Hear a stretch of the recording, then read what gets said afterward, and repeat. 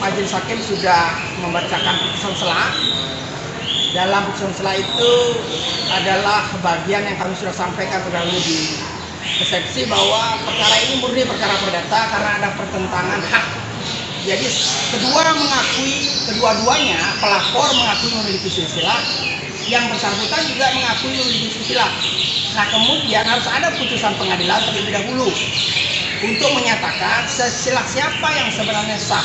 Nah, perkara ini kan buru-buru diajukan ke pidana, seolah-olah bahwa perkara silsilah yang dibawa oleh Nenek Regi ini, silsilah tahun 81 itu seolah-olah tidak atau memuat unsur pidana. Nah, ketika diuji secara pidana kan hakim menyatakan bahwa silsilah yang sebenarnya belum pernah diputus. Karena itulah kemudian dakwaan jaksa penuntut umum itu mengandung kekaburan, kemudian tidak teliti dalam menguraikan peristiwa hukumnya, kemudian pada akhirnya dakwaannya kemudian dikembalikan lagi ke Kejaksaan Negeri Denpasar karena memuat unsur-unsur yang bukan merupakan unsur pidana.